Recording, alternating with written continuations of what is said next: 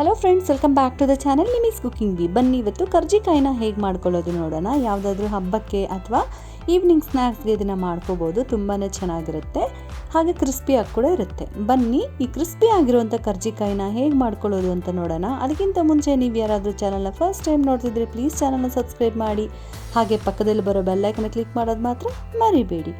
ಕರ್ಜಿಕಾಯಿ ಮಾಡ್ಕೊಳ್ಳೋಕ್ಕೆ 1 ಕಪ್ಪಷ್ಟು ಒಣ ಕೊಬ್ಬರಿನ ತುರಿದು ಈ ರೀತಿ ಇಟ್ಕೊಂಡಿದ್ದೀನಿ. ಹಾಗೆ ಒಂದು 1/4 ಕಪ್ಪಷ್ಟು ದ್ರಾಕ್ಷಿ, 1/4 ಕಪ್ಪಷ್ಟು ಗೋಡಂಬಿ, ಹಾಗೆ 1/4 ಕಪ್ಪಷ್ಟು ಬಾದಾಮಿನ ಹಾಕೊತಿದ್ದೀನಿ. ಗಸಗಸೆನ ಒಂದು ಸ್ವಲ್ಪ ಹುರಿದು ಹಾಕೊತಿದ್ದೀನಿ, 2ರಿಂದ 3 ಟೇಬಲ್ ಸ್ಪೂನ್ ಅಷ್ಟು. ಇವಾಗ ಒಂದು ಮಿಕ್ಸಿ ಜಾರ್ಗೆ 1/2 ಕಪ್ಪಷ್ಟು ಹುರಿಗಡಲೆ, 1/2 ಕಪ್ಪಷ್ಟು ಸಕ್ಕರೆನ ಹಾಕ್ಕೊಂಡು ಫ್ಲೇವರ್ಗಾಗಿ ಇಲಾಚಿ ಒಂದು 10 ಅಂದರೆ ಏಲಕ್ಕಿನ ಒಂದು 10 ಹಾಕ್ಕೊಂಡು ಗ್ರೈಂಡ್ ಮಾಡ್ಕೊತಿದ್ದೀನಿ.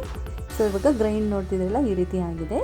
ಇವಾಗ ನಾವು ಆಲ್ರೆಡಿ ಡ್ರೈ ಫ್ರೂಟ್ ಮಿಕ್ಸ್ ಇದೆ ನೋಡಿ, ಅದಕ್ಕೆ ಹಾಕಿ ಚೆನ್ನಾಗಿ ಇದನ್ನು ಮಿಕ್ಸ್ ಮಾಡ್ಕೊಳ್ಳಿ. ಎಲ್ಲನೂ ಕೂಡ ಮಿಕ್ಸ್ ಆಗಬೇಕು, ಆ ರೀತಿ ಮಿಕ್ಸ್ ಮಾಡಿ ಸೈಡ್ಗೆ ಇಟ್ಕೊಳ್ಳೋಣ. ಇವಾಗ ಹಿಟ್ಟು ಮಿಕ್ಸ್ ಮಾಡ್ಕೊಳ್ಳೋಕ್ಕೆ ಚಿರೋಟಿ ರವೆ ಅಂತ ತೊಗೊತಿದ್ದೀನಿ, 1 ಕಪ್ಪಷ್ಟು. ಸೊ ಇವಾಗ ಇದನ್ನು ಒಂದ್ಸರಿ ಜಡಿ ಮಾಡ್ಕೊಳ್ಳೋಣ. ಸೊ ನೀವು ಪ್ಲೇನ್ ಫುಲ್ ನೀವು ಮೈದಾ ಹಿಟ್ಟಲ್ಲಿ ಮಾಡ್ಕೋಬೋದು, ಇಲ್ಲ ಫುಲ್ ಚಿರೋಟಿ ರವೆಯಲ್ಲಿ ಕೂಡ ಮಾಡ್ಕೋಬೋದು. ನಾನಿಲ್ಲಿ 1 ಕಪ್ಪಷ್ಟು ಚಿರೋಟಿ ರವೆ ಹಾಗೆ 1 ಕಪ್ಪಷ್ಟು ಮೈದಾ ಹಿಟ್ಟನ್ನು ತೊಗೊಂಡಿದ್ದೀನಿ. ಸೊ ಈ ರೀತಿ ಮಾಡ್ಕೊಳ್ಳೋದ್ರಿಂದ ತುಂಬಾ ಕ್ರಿಸ್ಪಿ ಆಗಿರುತ್ತೆ.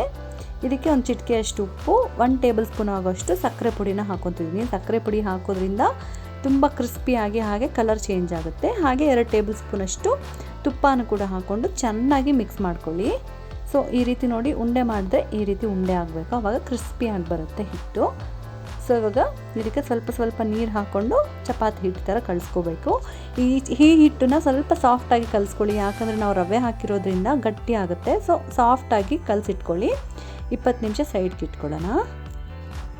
ಸೊ ಒಂದು 20 ನಿಮಿಷ ಆದಮೇಲೆ ಚಿಕ್ಕ ಬಾಲ್ಸ್ ಆಗಿ ಈ ರೀತಿ ಮಾಡಿಟ್ಕೊಂಡು ನಿಮ್ಗೆ ಯಾವ ಸೈಜಲ್ಲಿ ಬೇಕೋ ಆ ಸೈಜಲ್ಲಿ ಈ ರೀತಿ ಲಟ್ಸ್ಕೋಬೇಕು.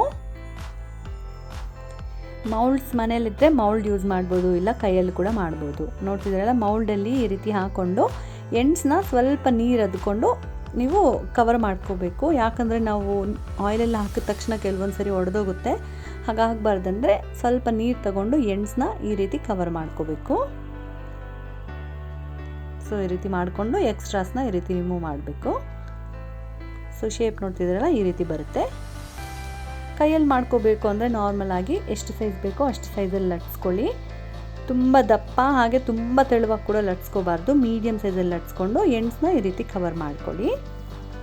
ಸೊ ನೋಡ್ತಿದ್ದಿಲ್ಲ ಈ ರೀತಿ ಎಲ್ಲನೂ ಮಾಡಿಟ್ಕೊಳ್ಳಿ. ಇವಾಗ ಕಾದಿರೋ ಎಣ್ಣೆಯಲ್ಲಿ ಫ್ರೈ ಮಾಡ್ಕೊಳ್ಳೋಣ. ಎಣ್ಣೆ ತುಂಬ ಕಾದಿರಬಾರ್ದು, ಮೀಡಿಯಮ್ ಆಗಿ ಕಾದಿರಬೇಕು. ಯಾಕಂದರೆ ನೀವು ಹೈ ಫ್ಲೇಮಲ್ಲಿ ಫ್ರೈ ಮಾಡಿಬಿಟ್ರೆ ತುಂಬ ಕ್ರಿಸ್ಪಿ ಆಗಿ ಬರಲ್ಲ, ಸ್ವಲ್ಪ ಆರೋದ ತಕ್ಷಣ ಸಾಫ್ಟ್ ಆಗೋಗುತ್ತೆ. ಸೊ ಹಾಗಾಗಿ ಮೀಡಿಯಮ್ ಫ್ಲೇಮಲ್ಲೇ ಫ್ರೈ ಮಾಡ್ಕೋಬೇಕು.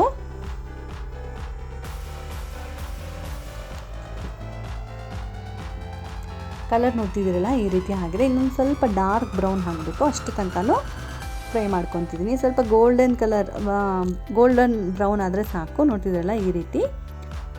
ಸೊ ಇವಾಗ ಇದನ್ನು ಟಿಶ್ಯೂ ಪೇಪರಲ್ಲಿ ತೆಗೆದಿಟ್ಕೋಬೋದು. ಸೊ ಆರಾಮಾಗಿ ಒಂದು 15ರಿಂದ 20 ದಿನ ತನಕ ನೀವು ಸ್ಟೋರ್ ಮಾಡಿ ಇಟ್ಕೋಬೋದು. ನಾವು ಸ್ಟಫಿಂಗ್ ಮಾಡಿ ಇಟ್ಕೊಂಡಿದ್ದೀವಿ ನೋಡಿ, ಅದು 1-2 ತಿಂಗಳ ತನಕ ನೀವು ಸ್ಟೋರ್ ಮಾಡಿ ಯಾವಾಗ ಬೇಕೋ ಅವಾಗ ಕೂಡ ಮಾಡ್ಕೋಬೋದು. ಸೊ ನೋಡಿದ್ರಲ್ಲ ಎಷ್ಟು ಈಸಿಯಾಗಿ ಟೇಸ್ಟಿಯಾಗಿ ಕ್ರಿಸ್ಪಿ ಆಗಿರುವಂಥ ಈ ಕರ್ಜಿಕಾಯಿನ ಮನೆಯಲ್ಲೇ ಮಾಡ್ಕೋಬೋದು ಅಂತ.